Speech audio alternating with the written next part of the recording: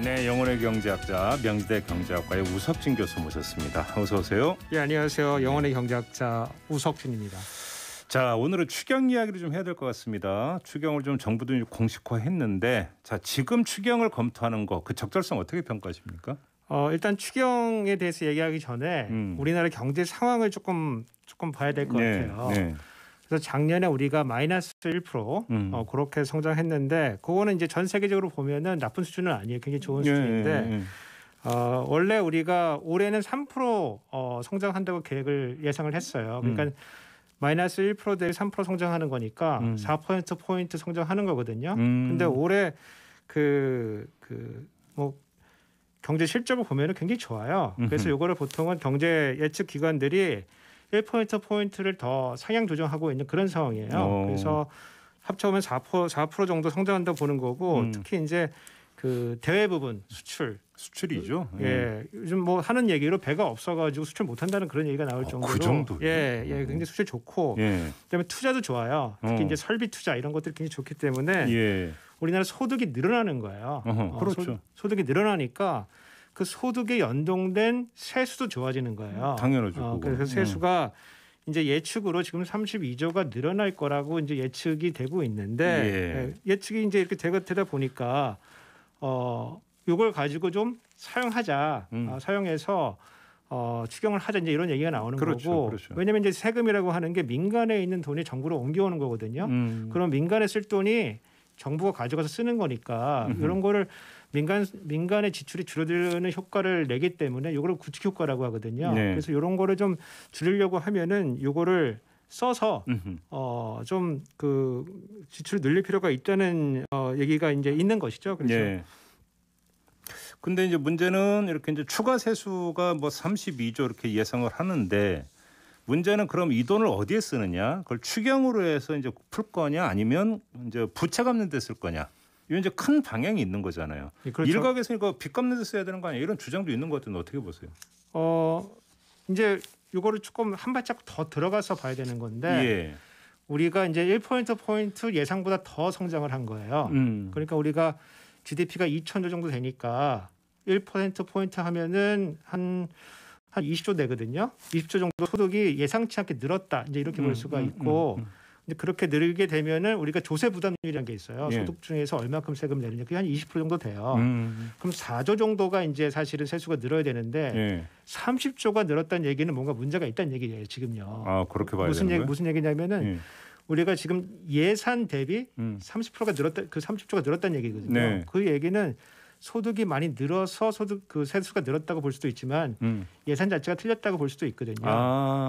계산법이 잘못됐다. 계산이 잘못돼가지고 지금 많이 는 것처럼 보인다. 이제 이렇게 되는 거고 그렇기 때문에 우리가 국가 채무를 국고 적자 부채를 많이 발행한 그런 상황이에요. 그렇다면 우리가 평상시 상황이라고 한다면은 요거를 쓸 게 아니고 원래 우리가 있던 빚을 갚거나 아니면은 이미 발행하기로 예상되었던 이런 국가 채무를 덜 발행함으로써 재정 운영하는 것이 맞지 않냐?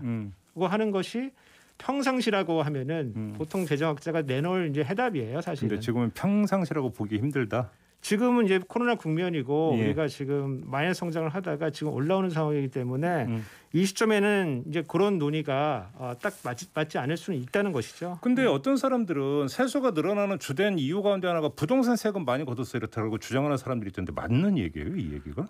그게 뭐 이제 제 생각엔 20% 정도 맞고 80% 정도 틀린 얘기인데 우리가 세수가 늘어난 거를 뭐 아직 정부가 정확히 발표는 하지 않았는데 늘어난 부분을 보면은 법인 세수 부분이 많아요. 가장 많은 게 그거라면서요. 법인 세수가 많이 늘어났다는 얘기는 이걸 조금 생각해 보면은 올해 소득이 늘어난 게 아니고 작년에 법인의 실적이 좋았다는 얘기예요. 그렇죠. 그래서 그 소득이 생각보다 많았기 때문에 세수가 더 늘어났다는 얘기고 부동산 세수는 늘긴 늘었는데 그게 그렇게 큰 폭으로 늘지는 않았어요. 그래서 이거를 좀 더 나눠 보면은 재산세하고 종부세로 나눠 볼 수가 있거든요. 예. 근데 재산세는 지방세기 때문에 여기에 이제 해당이 안 되고 종부세 이제 늘긴 늘었어요. 늘긴 늘었는데 이 전체 늘어난 세수에 비해 보면 작기 때문에 요게 큰 요인이다 이렇게 보기는 조금 어려워요. 사실은. 그러게요. 자, 근데 이제 문제는 그 이제 이걸 추경으로 쓴다고 한다면 얼마나 쓸 수 있느냐가 문제가 되는 건데 아까 이제 그 한 32조 말씀하셨잖아요. 이걸 다 쓰는 거냐 아니면 여기서 일부만 써야 되는 거냐 또 이 문제가 남는 거 아닙니까?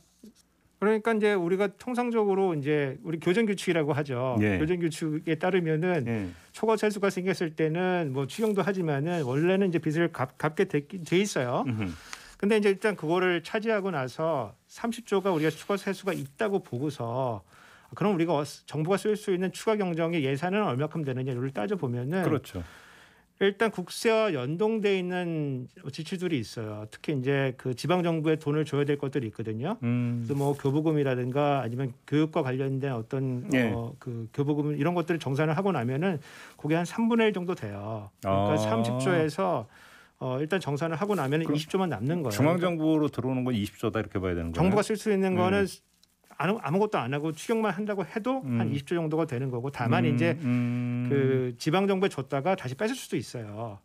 아, 그래요? 그러니까 매칭하는 방식으로 해가지고 돈 좀 줘 해가지고 예. 가져올 수가 있거든요. 그게 한 10분의 1 정도 가져올 수가 있어요. 그러면은 지가 이 중앙정부가 쓸 수 있는 재원의 규모는 20조지만은 그거보다는 조금 상향하게 된다. 그리고 뭐 더 나아가서 만약에 그 정보 지출의 구조조정이 가능하다고 하면은 그것도 해가지고 다 더하면은 20조 이상의 규모는 우리가 할 수 있는 규모다. 이제 이렇게 보는 거죠. 근데 지금 민주당 같은 경우는 추경을 뭐 30조 이런 이야기를 한다고 하는데, 근데 지금 그 물론 그러니까 뭐 다 긁으면 조금 더 늘 수 있다고는 합니다만은 이러면 또 이제 그 이 국가부채 발행해야 되는 거, 국채 발행해야 되는 거 아니라는 게 또 따라 나온다고 하던데 이건 어떻게 봐야 되는 겁니까?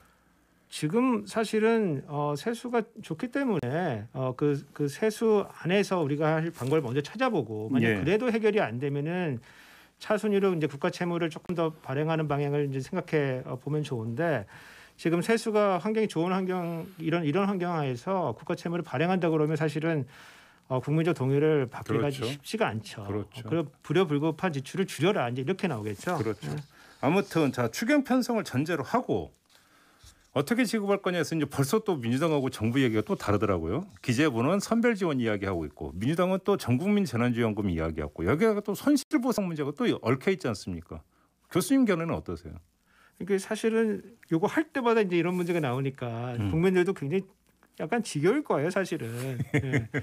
그래서 요거를 문제를 좀 나눠서 볼 필요가 있는데 손실보상하고 재난지원금을 좀 나눠서 볼 필요가 있어요. 예, 그렇죠.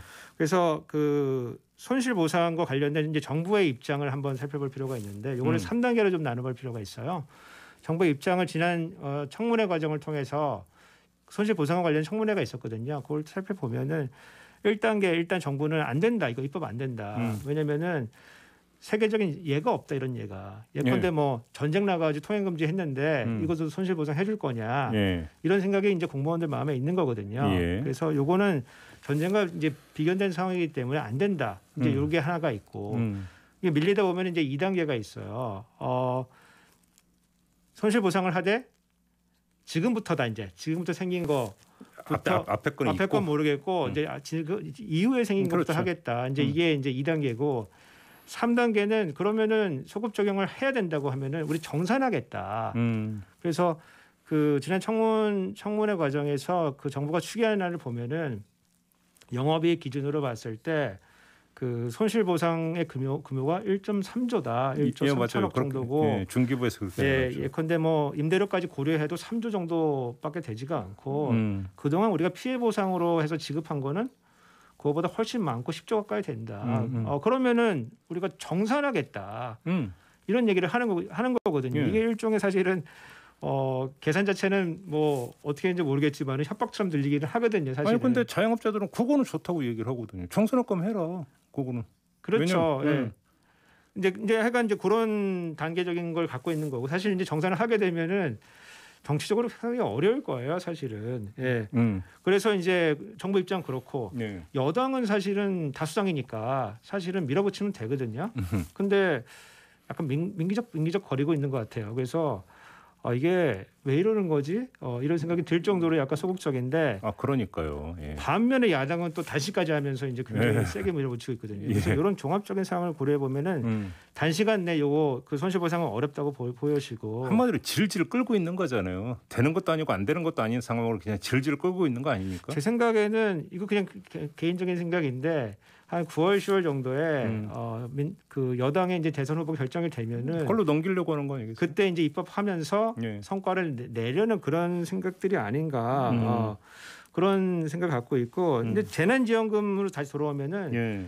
재정적 여력은 지금 있는 거예요. 지금 세수 좋고 환경도 좋기 때문에 있는 거고 다만 이제 어떤 방식으로 할 거냐 이제 요건데 정부는 다시 선별 지원을 원하는 거예요. 그렇죠. 왜냐하면 이렇게 해놔야지 그 손실 보상에서도 훨씬 유리한 구조를 점정할 수가 있거든요. 그렇죠. 그래서 그런 걸 얘기를 하는 거고 저 개인적으로 봤을 때는 전 국민 줘도 된다고 봐요. 다만 이제 전 국민의 보편 지급인데 차등 지급을 좀 하면 좋겠다. 그래서 보편이 돼 차등으로. 보편인데 차등으로 할 수 있겠다. 이거를 예. 뭐 아주 자세하게 나눌 수는 없겠지만 한 세네 단계로 해서 그래서 소득 뭐 3분의 1까지는 얼마. 그렇죠. 왜냐하면 우리가 연말정산 다 끝냈고 예. 5월달 종합소득세 신고도 다 끝냈거든요. 맞아요. 그래서 작년 소득에 대한 그 파악이 다 끝내 있어요. 네, 그래서 맞아요. 그걸 기준으로 해서 보편적으로 지급하되 몇 단계를 나눠서 차등 지급하는 것이 여러 가지 의미로 봤을 때도 효율성 측면에서 봤을 때도 좀 좋을 것 같다. 그건 이런 또 생각을 갖고 보편 속 선별이네요.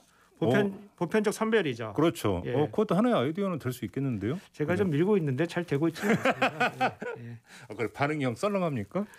조금 복잡해지니까 공무원들 싫어하고 예. 이왕 줄 거면은 그왜 선별 왜 하냐? 그냥 다 줘버리지. 행정비용만 든다. 이제 이런 현실적인 이제 그 반대론이 있기 때문에 예. 잘 밀고 있는데 잘 되지는 않습니다. 근데 정치권에서 지금 그 벌어지는 논란 말고 학계에서 있잖아요. 재난지원금 둘러싸고 논란이 어떤 식으로 전개되고 있어요? 학계에서는? 학계는 사실 정치적 함의는 잘 보지는 않아요. 사실은. 그리고 특히 이제 경제학자들이라고 하는 게 기본적으로 효율성을 따지거든요. 그렇죠. 돈을 10,000원을 줬을 때 얼마큼 경제에 효과를 낼 수 있냐. 그리고 다른 대안과 비교해 봤을 때 이게 가장 좋은 거냐 이걸 따져보는 거거든요. 그렇죠. 근데 재난지원금이라고 하는 게 기본적으로 가게에 돈을 줘서 다시 경제에 영향을 주는 거예요. 그래서 이게 효율성이 낮아요. 왜냐하면 가게라고 하는 소비라고 하는 기제를 하나 통해서 들어가기 때문에 그렇죠. 그래서 이런 정책을 좀 선호하지 않고 기본적으로 다만 이게 다른 나라와 비교해 봤을 때는 우리나라의 재난지원금 효과가 조금 더 있어요. 그렇습니까? 예.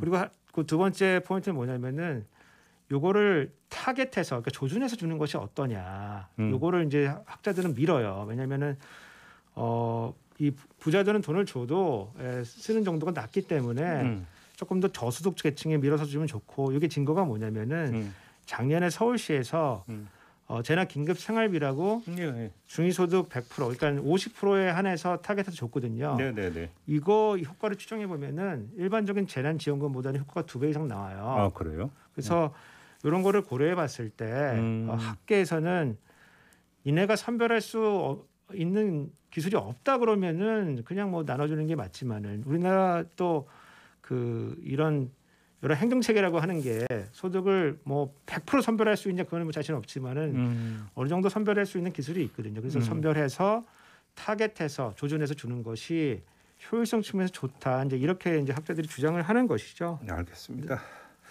아무튼 이제 정치권에서 이제 논란이 다시 시작이 되고 있으니까 한번 좀 진행 상황을 좀 지켜보도록 하겠고요. 자, 정경초 오늘은 이렇게 마무리를 해야 될 것 같습니다. 고맙습니다, 교수님. 예, 감사합니다. 네, 명지대 경제학과의 우석진 교수였습니다.